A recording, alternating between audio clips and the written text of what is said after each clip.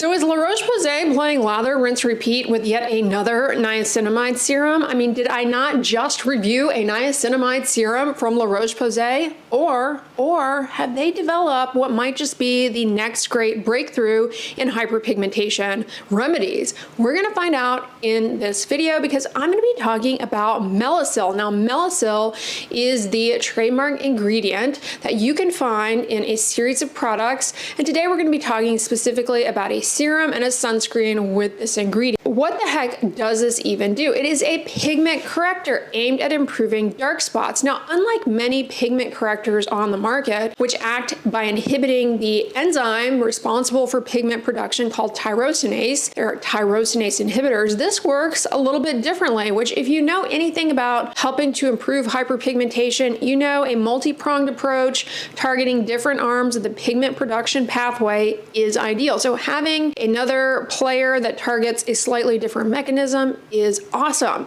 How does this work? Well, it's thought to work by inhibiting melanin, which is our pigment, melanin precursors, ultimately preventing their incorporation into melanin pigment, slowing down pigment production. A theoretical advantage of this over, say, the gold standard for hyperpigmentation, hydroquinone, is that it does not appear to be problematic, harmful, toxic to the pigment-producing cells, melanocytes. When it comes to dark spot formation, tanning, hyperpigmentation, there are some different sort of phases. You have what's called immediate pigment darkening. This is most obvious in people who have deeper skin tones. Immediate pigment darkening starts within a few minutes of being exposed to ultraviolet radiation as well as visible light from the sun. It happens right away and lasts several hours. It represents oxidation of pre-existing melanin pigment. Then you have delayed tanning, which actually represents the formation of new persistent pigment. So this ingredient was identified by the scientists at L'Oreal as part of a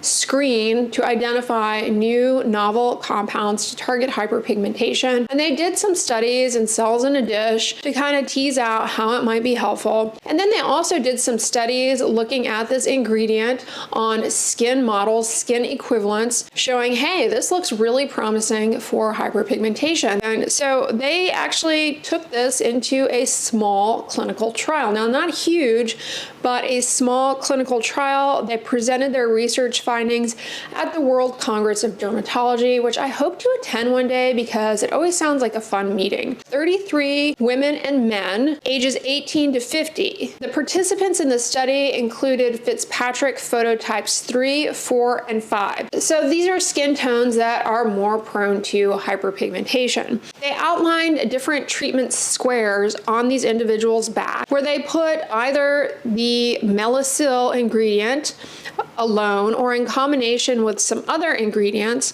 or they did some controls. They applied these different treatments to predefined little test squares on the back 5 days a week for 7 weeks.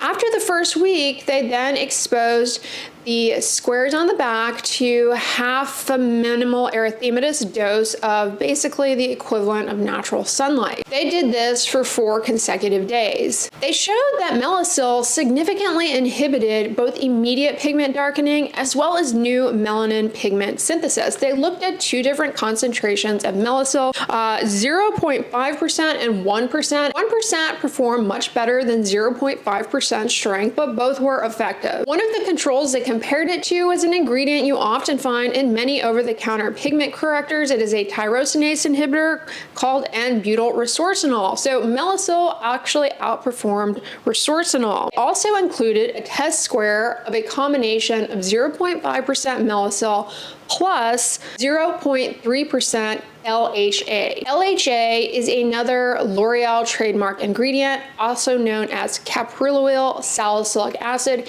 It's a modified version of salicylic acid, which you guys have heard a lot about on my channel. It is a exfoliant that has an affinity to the pore. This slightly modified version of salicylic acid is a lot more lipophilic, meaning oil loving, in comparison to salicylic acid, which at baseline is pretty oil loving. So for that reason, it is a lot less irritating.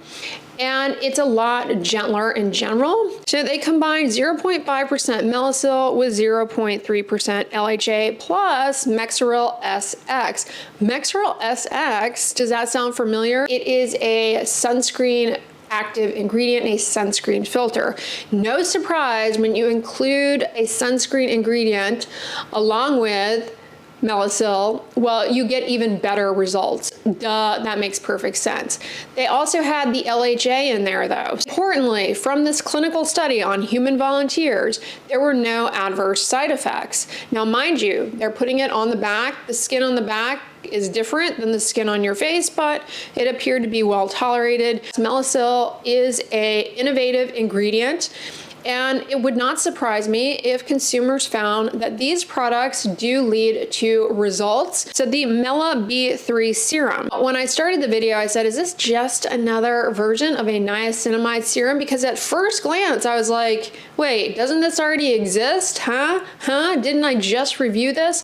Because it's a purple serum bottle that looks very similar to what I reviewed last year, a 10% niacinamide serum. So if you're not familiar with niacinamide, welcome to skincare. You must be new, because I feel like we can't talk about skincare without talking about niacinamide. It's so popular, but honestly for good reason. It's a very valuable ingredient.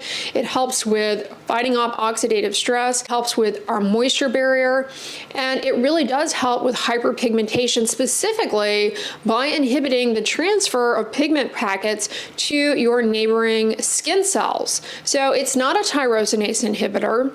So it's also working in a different way compared to many other pigment lighteners. Now, these studies that we have looking at the benefits of niacinamide use max 5%. So 10% is not necessarily going to get you better results. We don't have any evidence that it does, but when you start using a higher percentage of an ingredient, you do increase the likelihood of irritation. So just keep that in mind. It's not to say that this is definitely going to be irritating, but maybe a little bit more likely to cause irritation for you. Especially since one thing I didn't mention about Melasyl is that it is a compound whose backbone includes part of niacinamide, hence the name 2-mercaptonicotinyl. So it does have that niacinamide backbone. So if you are already someone who finds niacinamide burns, stings, is irritating, I would stay away from this, because you've got 10%, a higher strength, plus we don't know what contribution the niacinamide backbone in Melasyl is going to play in potentially being irritating for people who are sensitive or who might have a true allergy to niacinamide.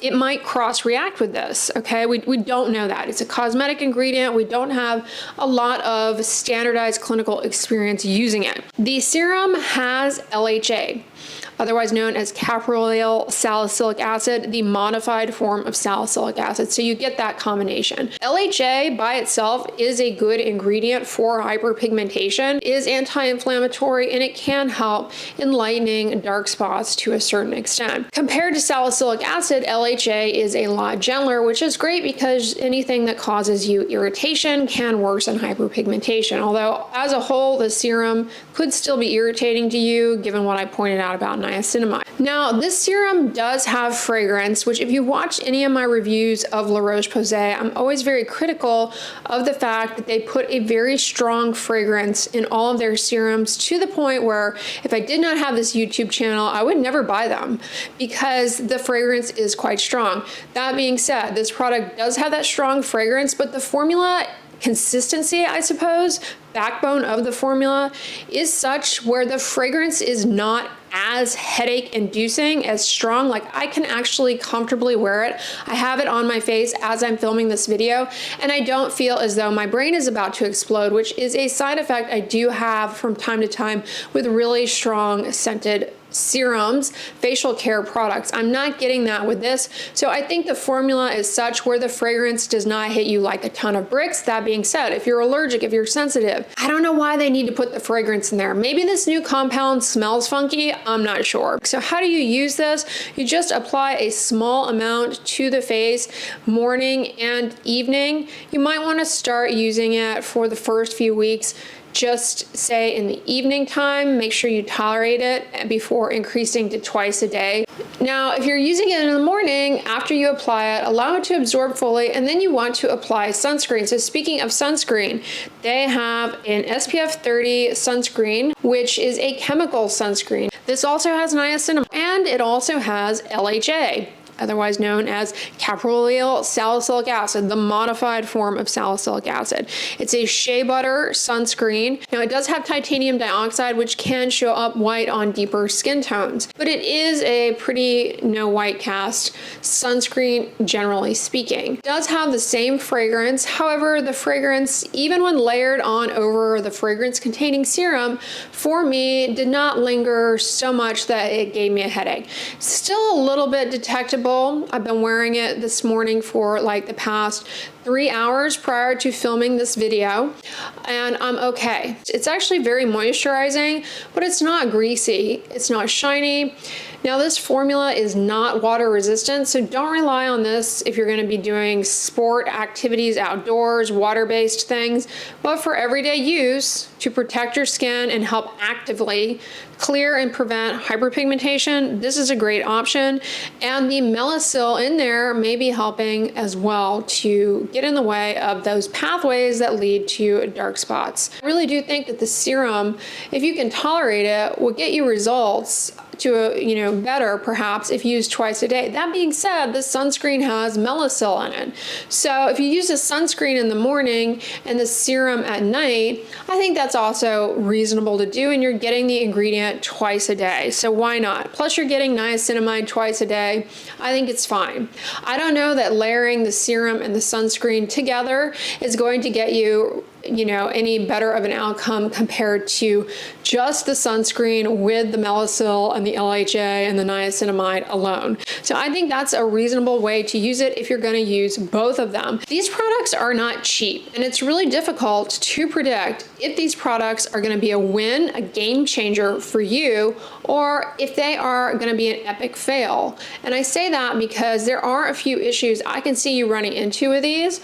But the science behind the ingredients is compelling enough to warrant consideration in improving dark spots that you might have. Now, I always remind you guys this, improving hyperpigmentation, it cannot happen so long as, in the case of post-inflammatory hyperpigmentation, so long as whatever it is that is leading to that, whether it be acne, skin picking, if that is going on actively, you need to prioritize controlling those processes because they're always going to keep fueling more hyperpigmentation. It's going to be very hard to get on top of that. Second of all, the other thing that is a must, a non-negotiable when it comes to your dark spot hyperpigmentation clearing journey is you have to be really diligent with sun protection.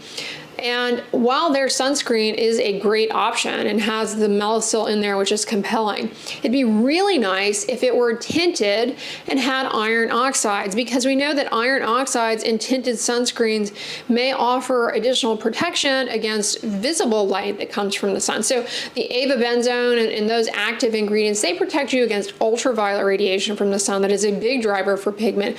But in medium to deep skin tones, visible light and the blue light wavelengths from the sun specifically, not from like devices and stuff, but from the sun, it's quite strong, really can lead to more stubborn hyperpigmentation. So that would have been something nice for them to have in their sunscreen. Make it tinted, have a couple of different shades.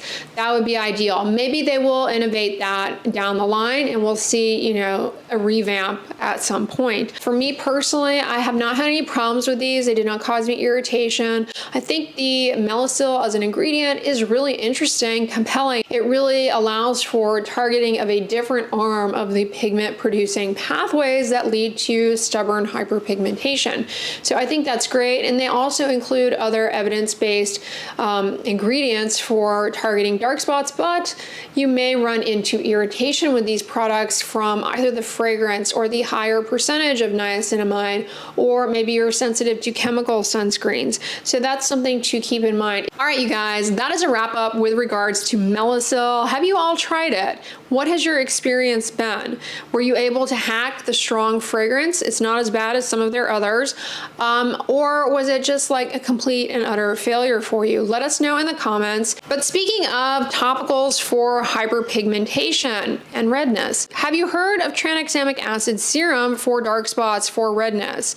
If you haven't, you're going to want to watch the video, which I'm going to link on the end slate, where I talk all about it and share with you some products with tranexamic acid. So check that one out next if you missed it. But if you guys like this video, give it a thumbs up, share it with your friends, and as always, don't forget, sunscreen and subscribe. I'll talk to you guys tomorrow. Bye.